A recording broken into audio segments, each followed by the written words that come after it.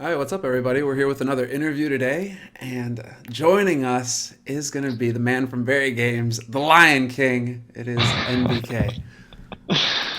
What's up, man? How's it going? Oh, well, it's been pretty good.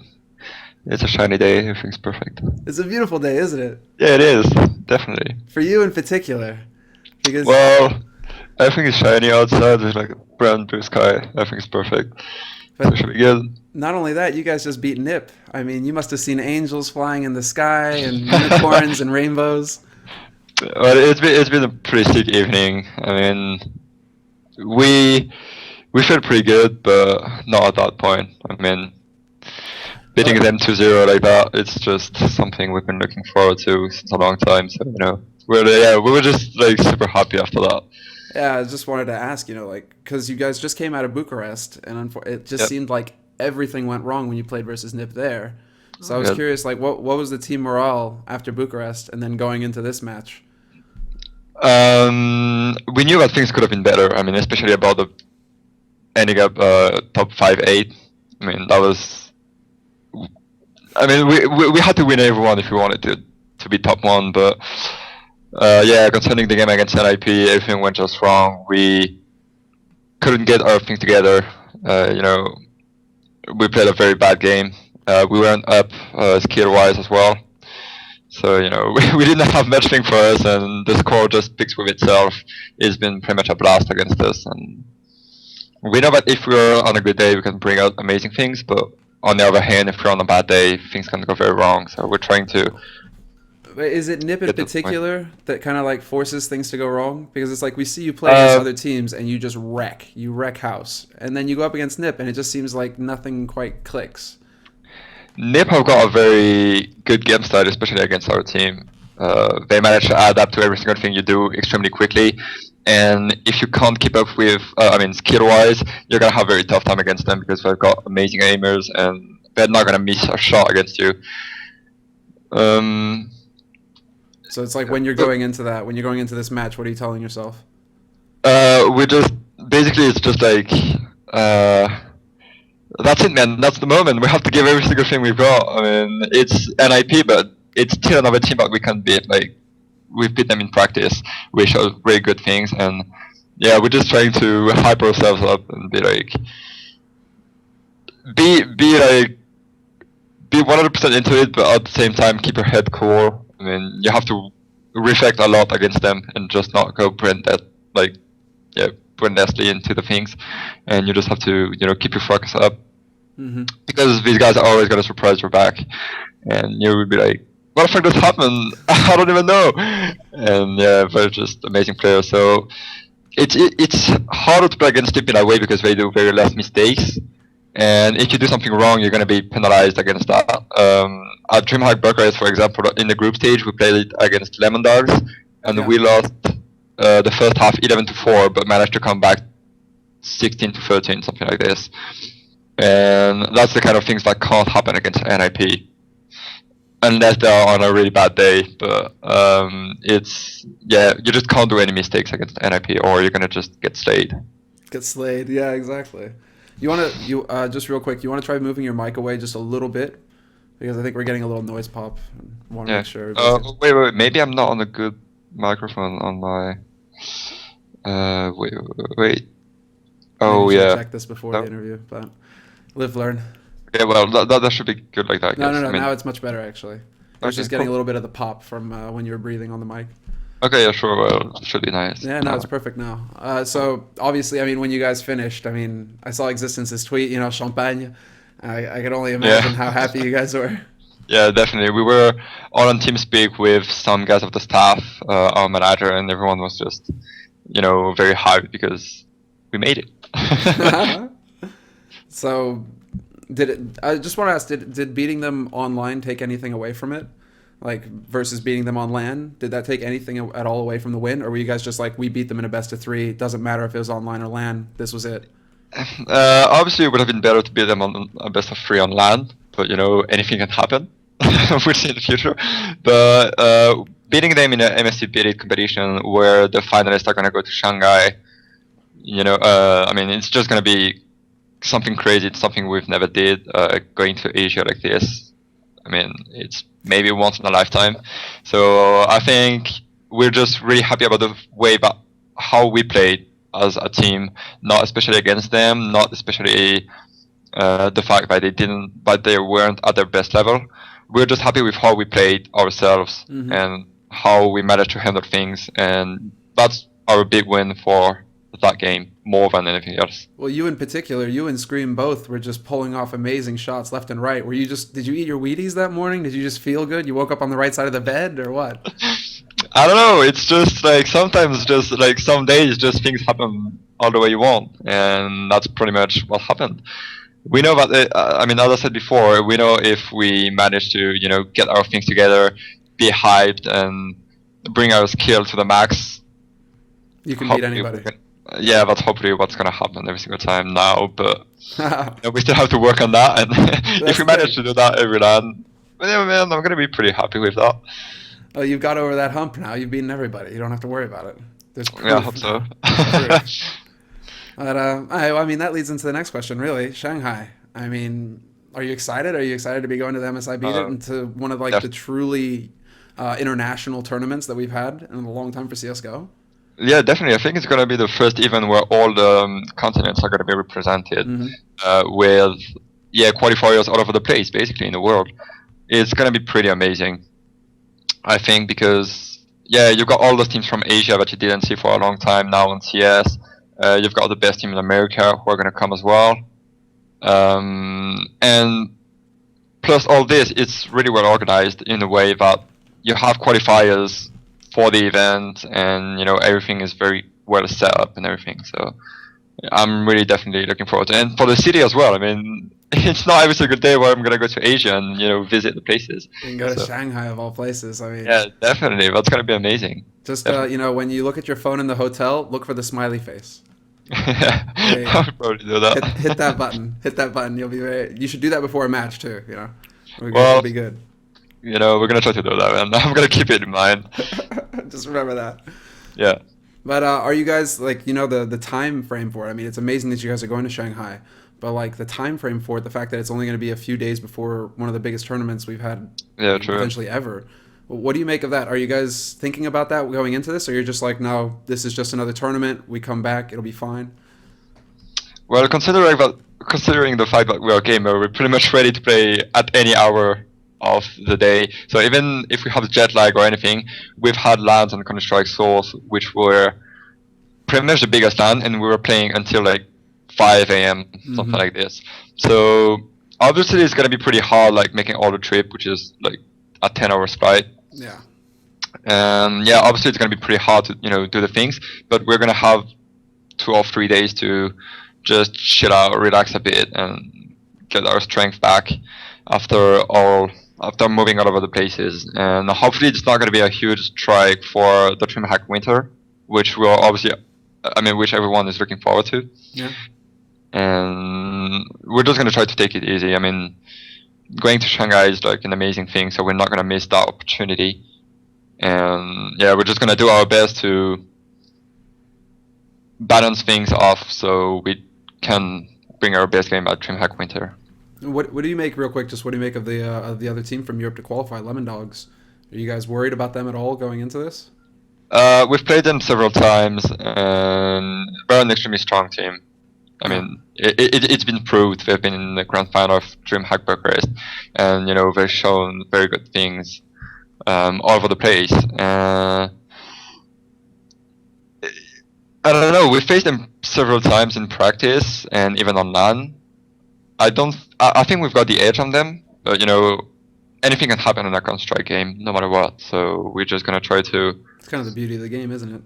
Well, yeah, it's gonna be the same thing, even against Asian teams or Middle East team or whatever. I mean, any team, you have to bring your best if you want to win, because you just need to lose some few key rounds and the game is gonna be over. So you can't lose your focus, and no matter which team you have against you. It can be Lemondogs, it can be NIP, or anyone. You just have to bring your best game, and that's hopefully what we're going to do. But Lemondogs are probably going to show some very good things for that. Now, Dreamhack Winter is coming up, and they've actually announced a bit more, given us a bit more information as to how teams can actually qualify. I mean, they're going to have a number of invites, but there's going to be 5 online qualifiers for this. and only, I believe, 3 LAN qualifiers. Mm. What would you prefer to see more LAN qualifiers going into this tournament, seeing as how it's such a massive prize pool, or does the fact that it's gonna, the majority of them are gonna be online, does that bother you at all? Um, I mean, that's do you a really good see a difference question. between online and LAN? I don't think there is such a difference. I mean, some players at the moment are very hyped about the internet thing, like Joel, the Finnish guy, and some other players that I don't have in mind right now. Mm-hmm. I don't think it changes that much. I mean, the event is 2 months away, something like that, and there are like so many events coming up with the SLTV Star Series, the EMS, the SWC. I mean, all the events pretty much. I don't see how you can qualify that many good teams on LAN because they're gonna have such a busy schedule. So I think the online qualifier is a good thing. There's not gonna be such things are many cheaters to qualify for LAN or stuff like that. I don't really believe in that. Well, do you think it's really that big of a deal right now? Cheaters? Do you see it, or rather, do you think there are quite a few of them in the scene right now that could get in to compete against you guys right now? I think not in the scene. There are obviously a lot of cheaters in Oh matchmaking yeah, wow. and stuff like that. Matchmaking, yeah. I mean, Yeah, wow. definitely. But that's not where you do lands and where you qualify for such things as Dreamhack. So I don't think it's going to be such a bad thing. Mm-hmm. I think online qualifiers are just good regarding the schedule of all the team who are generally very busy at this point of the year. I mean, I'm okay with how they did it. Dreamhack are just making their business as every single time, and it works really well. So So hold I that don't have thought. anything to say. Another thing about DreamHack, the fact that they're going to be using official maps Yep. rather than the CE SE maps. They're going to be using official Valve maps for this Yep. tournament. What did you think when you first saw that? Were you like, really, is this a typo, or? I'm very happy about the non-AC map, considering the fact that I You don't want want mirrors chickens. like that in the map pool. I mean, I'm very happy with all the non-AC map because we've been discussing about this quite a lot within the pro gaming scene. If teams were happy to go on those maps or not, and in my opinion, it's a very good thing considering the fact that almost all the time when you play matchmakings or just random public pubs or whatever, Yeah. you're playing on non-SE maps, and if you want to follow the pro gaming scene, you're gonna have different maps with not what you're used to see, and merging both, I think it's a very good thing. The only thing I'm not happy with is obviously the new Mirage, Right. which in my opinion doesn't make a lot of sense because we've been playing. I mean, it's a really huge difference between the old Mirage that we're playing it on at the moment, the CE, and the Valve Mirage.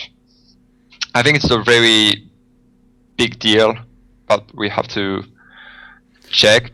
So, Well, it's like, do you see what kind of changes could you see made to the map right off the top of your head that you would want to see changed immediately if you were going to be Well, playing this map? first of all, it's just the graphics. I mean, it's so different between the CE and the Valve one. Mm-hmm. Like, you just go on the map and you're like, is it the same map? I mean, you're just checking every corner. Everything has dust everywhere. You have small things that are, kind of annoying when you want to move or make clean moves, but things that you didn't have in the CE one. I think that's the main difference between both maps. Considering the layout, obviously it's kind of the same, but it's still gonna, you have to look over all your tactics, check the smokes, the flashes. It's a lot of work that you have to do again, which is kind of useless in my opinion, because the Mirage CE was probably one of the most played map in the whole CSGO scene. It must be in mixes, in 10-mans, in competition. Certainly I the think most it's one popular of in the, competition. definitely, it's probably one of the most popular one. So changing it, I'm not very happy with that. But for all the other maps, the tweaks are very small, so I don't see any problem with them. Mm. And I mean, chicken shadows, that sort of thing. Do you want those to just go away before you even consider playing it? Um, uh, Chickens. I've been checking one or two things about that, and they are, for example, blocking the smokes when they rebound on the floor. So that's a very, very huge deal. I It didn't know shouldn't that. affect the game in a way. Well, I checked it. I'm pretty sure it happens. I mean, I didn't check it like 100%, Uh-huh. but I'm pretty sure it happens. So That's interesting. If If chickens can actually block it. if actually the gameplay is changed because of that, I want to get rid of them. On the other hand, if it doesn't do anything, I just don't really mind. The only thing I'm not happy with is that it overloads the map in a way. I mean, having chickens running around, you won't see that on clean games such as Counter-Strike 1.6 or League of Legends or any popular esport game. All the games are very clean, and you don't see, huge things running around and kind of bothering the vision. Right.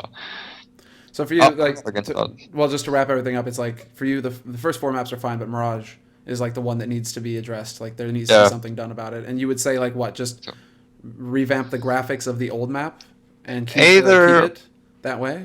Well, I'm very happy with how Mirage is at the moment. I think it's kind of balanced in a way between T and CD on first hand. And on the other hand, I think it's just a lot of work for nothing. The new Mirage, obviously it's a good work by Valve, and everything they do about the game is great, but changing it that much for going on this Mirage, I mean, for the top teams, it's not gonna be a good thing for us. Really. We're not even gonna see it. Most Maybe likely. maybe not perma-banned, but it's a lot of work for pretty much nothing, I guess.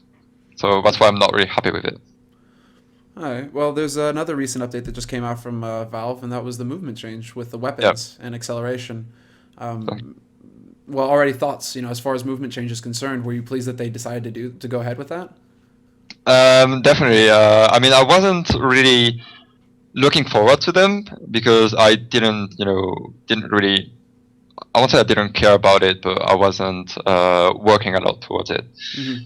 But the new movements, in my opinion, are very good. I mean, especially with my team, it's just advantageous because we have a more, setup games where you just wait for opponents sometimes and don't try to pick with your time. And I think for teams like NIP, it's gonna be bad for them in a way. This whole new movement thing. So yeah, I'm. Why would you say bad for them? Just because they don't play as much, or they're because they have a very aggressive game style, and they're gonna very often try to outpick the opponent, get the information, and then go for it. So I think it's gonna be a pretty bad thing for them in their game style. That's something that Devil Walk mentioned as well. He was very unhappy with the movement changes because of that.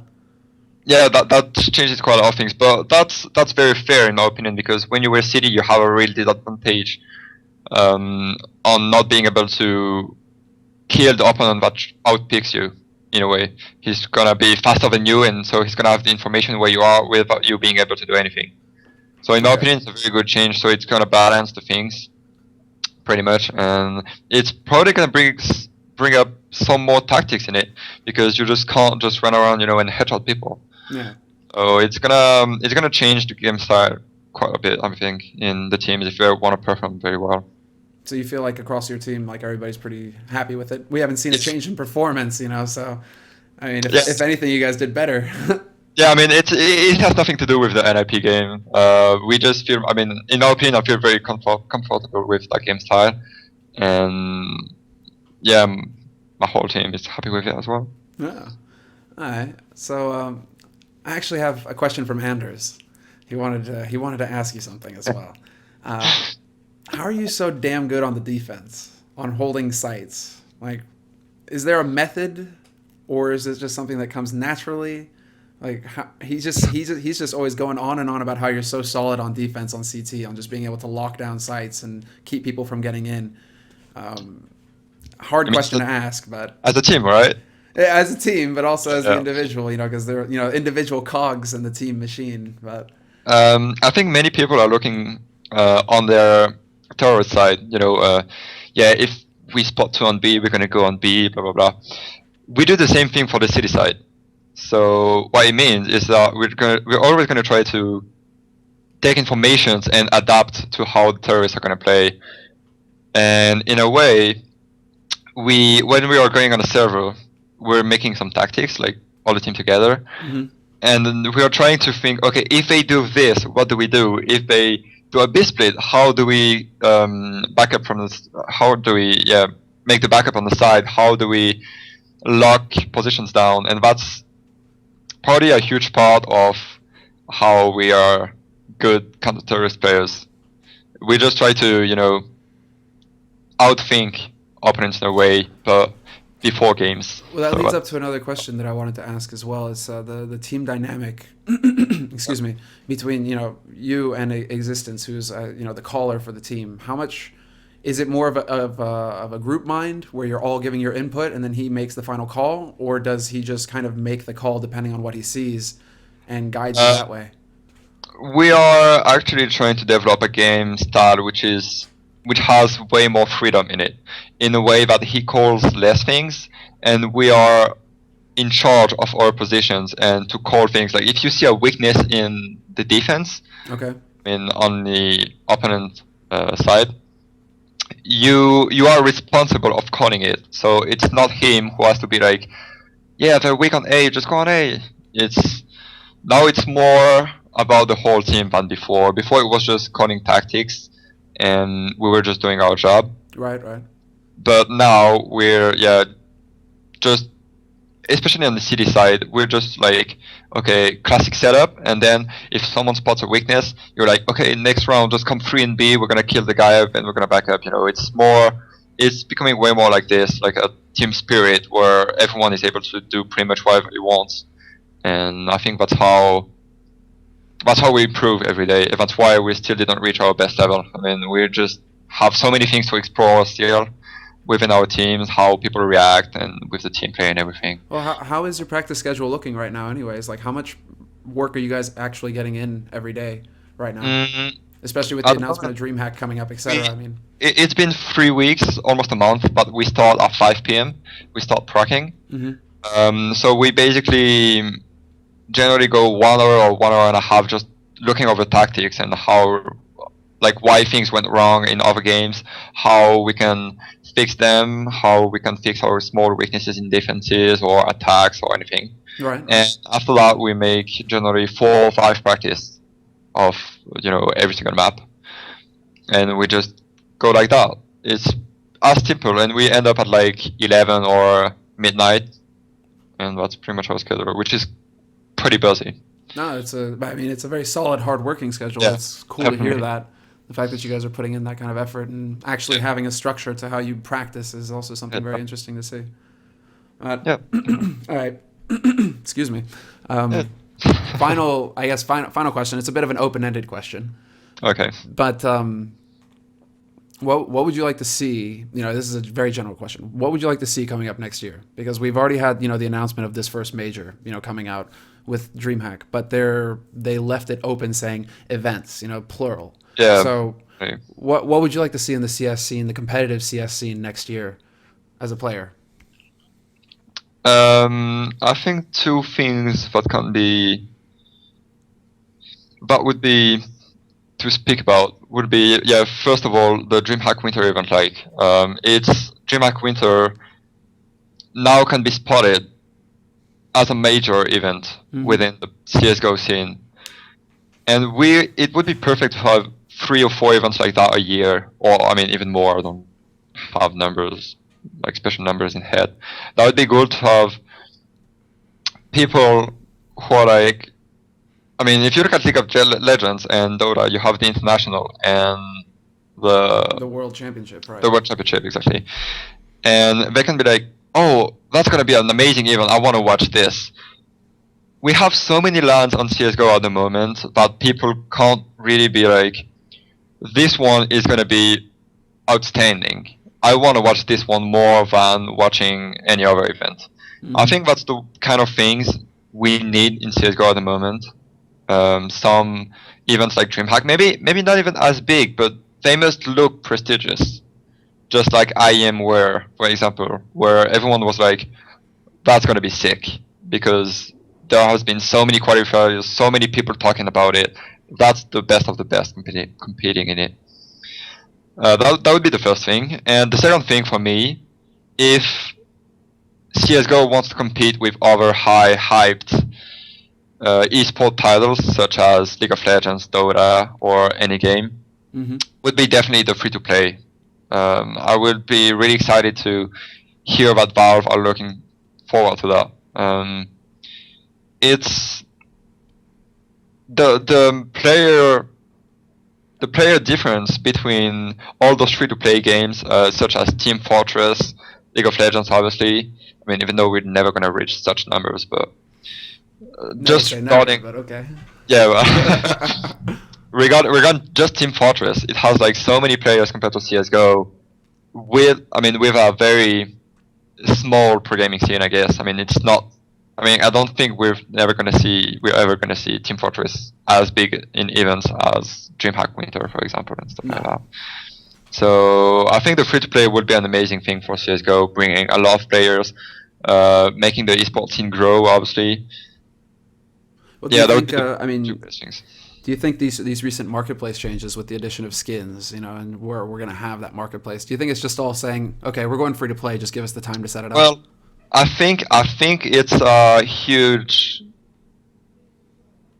I think it's a huge thing. I mean, just bringing it in shows that they're not interested into free to play, I guess, because it looks like just a test from them. I mean, it's my personal opinion, obviously, because I don't know what they have in mind. But in my opinion, I don't think any it of us looks do. like it's just a test of how things can be with marketplace, how many players will trade skins back and forth, how much the average player is gonna put into the game. And yeah, I think they're doing it that way, and hopefully it is that way. I mean, you can't help but say that it's a success already, seeing as how I think like 174,000 keys were bought within the first month for esports cases. I mean, we're already looking at a DreamHack Winter. Yeah, definitely. Well, that's a very huge number, and I hope that Valve are gonna think about it very seriously, because I think it's really a good future for CS:GO. Yeah, there's no doubt about it. It's Definitely. beautiful times, man. Fucking hey, you're right. I hope so, man. I really hope that the game will grow big, because I think amazing things can happen here. And yeah. No, I don't doubt it. Well, I mean, I think those are good words to close on, man. Do you have anything else you want to add before we wrap this up? Well, thank you for the interview. Thanks for your time, man. The interview, conversation, however you want to call it. I mean, it's been pretty cool. I know I'm a little. And yeah, obviously I'm gonna thank VeryGames for their support, as well as Razer, who have always been there. And it's super cool to know that you're supported like that. And well, yeah, thanks to everyone who followed Team VeryGames overall, who watched the interview. It's always cool to do that. And yeah, hopefully see you soon for more NIP beating. Yeah. And amazing games, and for LANs, obviously. All right. Well, have a great afternoon, man. Good luck with the practice afternoon. Too. Thank you. Cheers. All right, guys. Well, there we go. We had Nathan Schmitt, NBK, in for an interview. Awesome guy, clearly, as you can all tell. He's got a lot to say, and a lot of good opinions, a lot of interesting stuff. So I hope you guys enjoyed this interview, and hit the sub button, hit the follow button, all that jazz, because I'll be continuing to put out more of these. So if you like this kind of content, I'll be doing my best to bring more of it to you guys throughout the end of this year. So have a great day, and see you guys next time.